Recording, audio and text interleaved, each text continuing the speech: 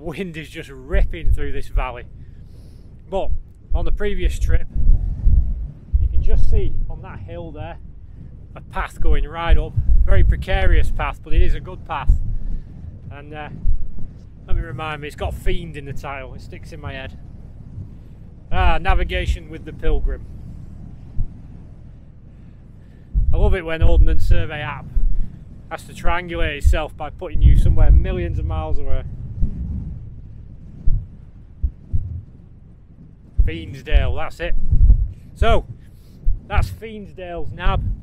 And I went last time all the way up there. What a slog it was to get all the way around to go back to the start where I'd parked the car. Oh.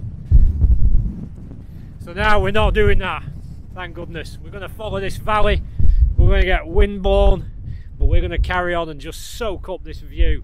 Man alive, just makes me praise God for a view like this. Fantastic, probably the best view in the fells, the actual trough of Bowland.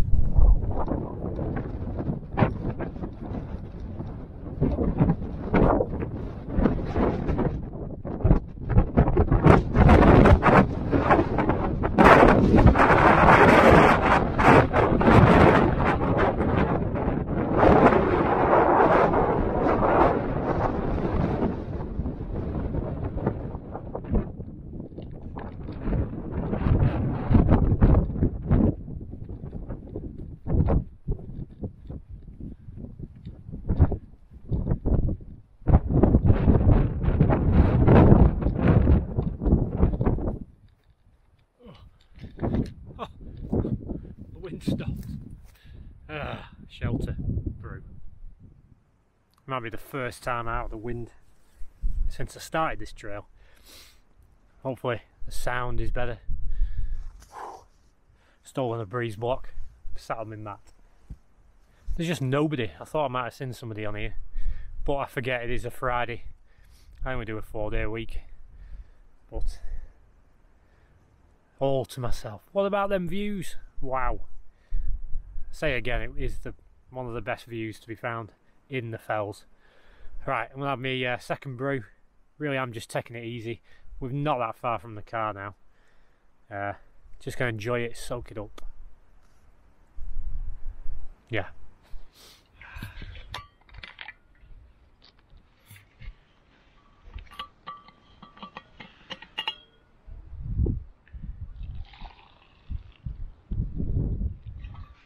The rest. Don't need that now.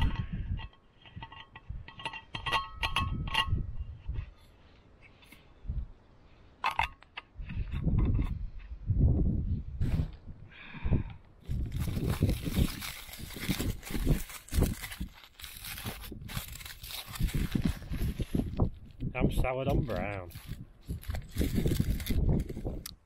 So I've never particularly spoken about nutrition on the trail. Now, there's a few basics that I would cover. Number one, you need to have snacks, which I've said before. It can be whatever you want it to be, preferably not too heavy or something that requires too much chewing. I know some people like peanuts, but they can dry out, make them hard to eat while you're walking. So you've seen some of the things I have at the moment. It's granola mixed with dried fruits, which are always good. You want calorie dense, and you want sort of value for quantity, I'd say. So a bag of it, you know, should last you the whole day. When it comes to your lunch, you should always have a lunch. I know there's been times when I've tried fasting, just for intermittent fasting reasons, for the health. It hasn't really worked out. I think I always laugh about the sandwich, but that's kind of the thing I've settled on. So it needs to be a sandwich you enjoy. It needs to be damage proof, which means it's being bashed around in your bag. You don't want to open it up and find it's completely destroyed. That's why most people use wraps or you know, good solid bread that you can make your sandwich with. And it needs to be something you look forward to. It needs to be something you can get excited about. You don't really want to stop for lunch and then find, oh heck, I can't believe I brought this. I generally don't bring yogurts, things that can explode in my pack, and they don't really add a lot of nutrition. You might enjoy a yogurt, I don't know, but I can't imagine me eating one on the trail if I didn't have to. So usually it's a sandwich, it's got some protein in, it's got carbs in the bread, and I like to mix it up with some salad and some good sauces. But key to everything is the brew, a sugary brew. For you it could be hot chocolate, it could be tea. I think a hot drink just brings a bit of morale boost.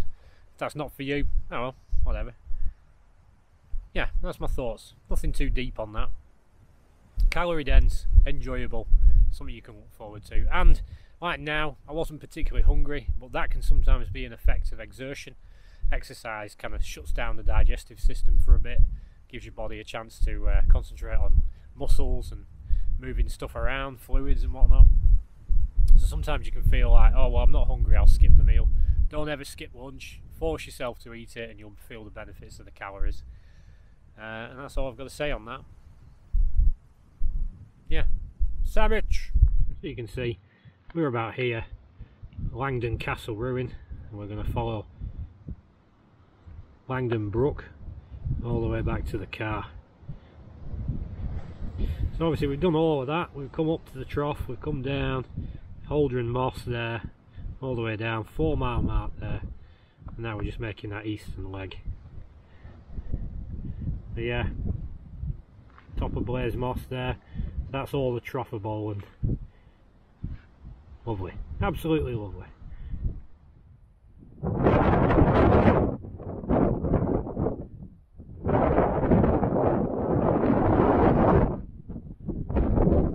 Now you may ask yourself, why didn't I have my break in the shelter? Clearly, shelter provided. I did not come out here to sit in dark, dingy, things that have been peed on, little gloomy places like that.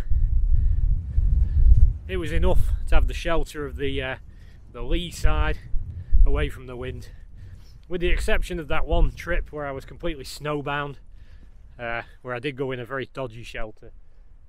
Generally I don't want my mood dampened by a gloomy little party den and whatever else has gone on in there, because there's loads of rubbish. Why would you come all this way just to drink some beers and get up to no good? So yeah, well, given the option, I'm always going to be sat outside. If it had been raining, different story, but yeah, don't want to sit in the gloom.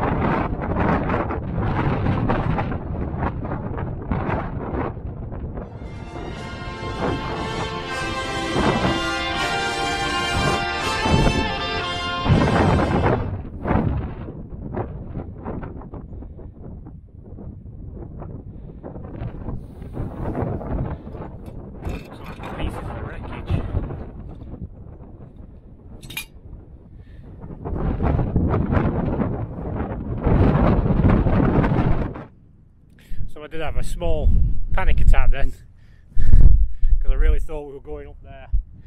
And oh no, no more climbing.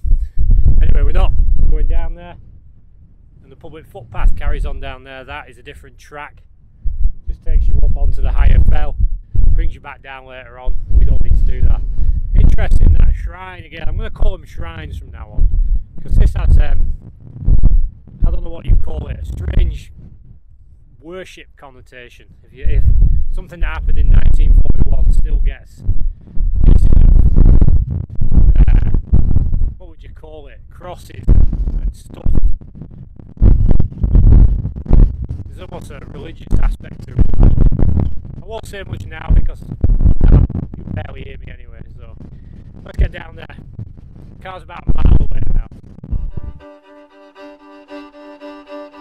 Here's 40 shillings on the drum for those who volunteer to come to list and fight the foe today over the hills and far away.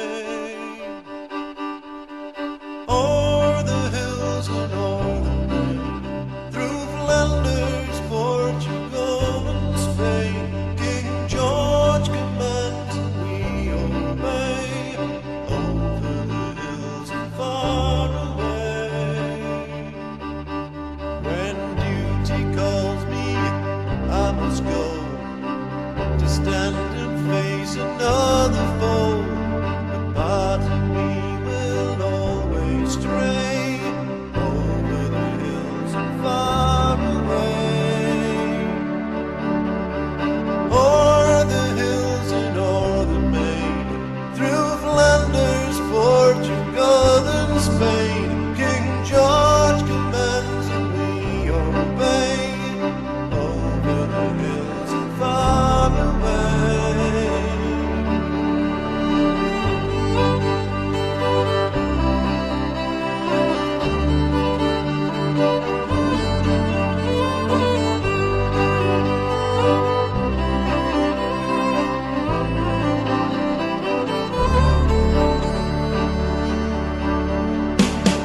If I should fall to rise. Anyway, said nymph is in there.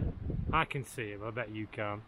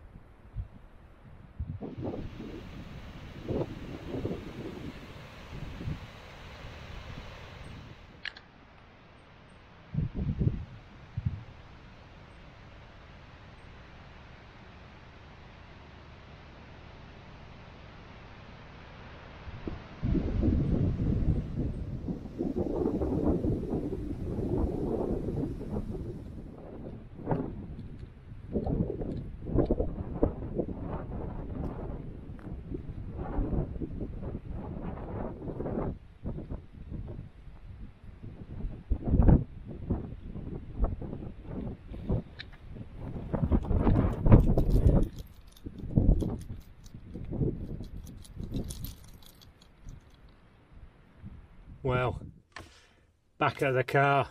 What a day! What views! Shake about a bit. Oh, protein shake. Yeah, wow, fantastic. Did not fail to deliver again. Those views down the valley. Absolutely loved it. Nice, easy 7 miles. In the corner of the screen, one way or the other, I'll put the watch stats. So they should be appearing now. And just, yeah, sometimes it is just really good to do a really low mileage route, even if it's a little bit challenging or difficult early on, like we had going up onto the Moss. Quite a hike, but even that wasn't too bad.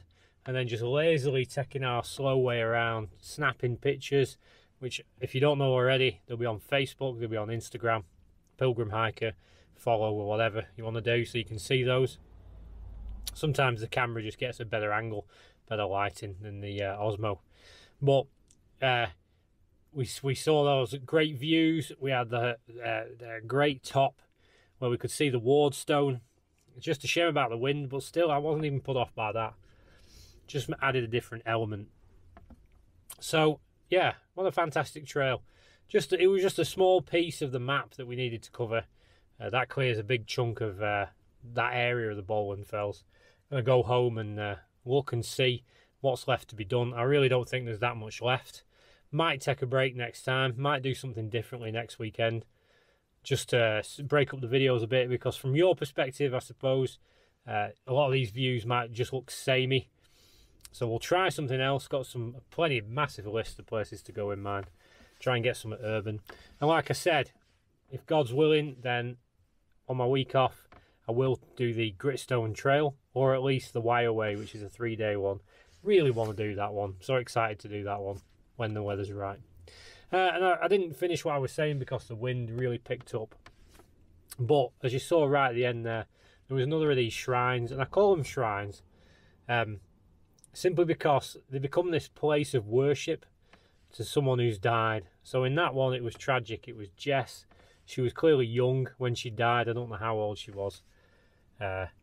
So on the one end of the spectrum, you've got these horrendous deaths that have really sort of torn this family apart, and they've had to build this shrine that looks like it is regularly visited. Some of the cars are faded, some of them are fresh. And I don't know how that helps. This is just my opinion. You can hate it, you can disagree, but this is Pilgrim Hiker's channel, so I'm going to express my opinion. And that's all it is, an opinion. There isn't this kind of clear moving on because you've got this permanent shrine. It's why I don't like graves.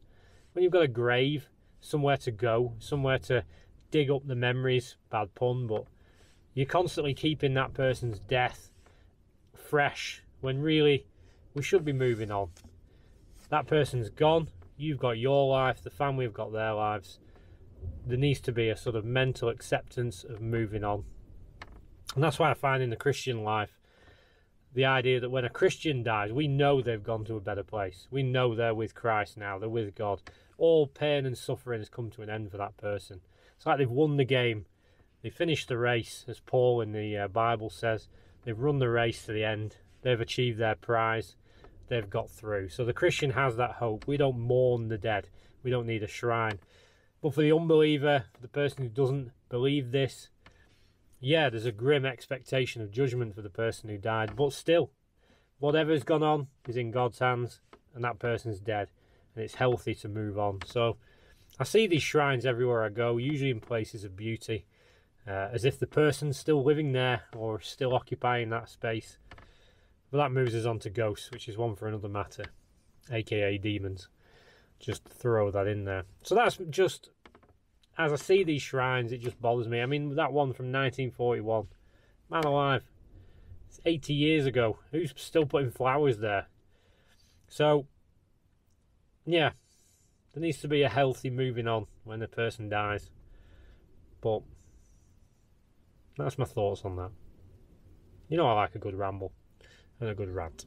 So anyway, guys, I'm going to have my protein shake. I've laced it with coffee, so I'm wide awake to go home. 40-minute drive back to the homestead and enjoy the rest of my day. Hope you enjoy yours, and I hope you get out on the hills if that's your thing. And guess what? I will see you next time back on the trail.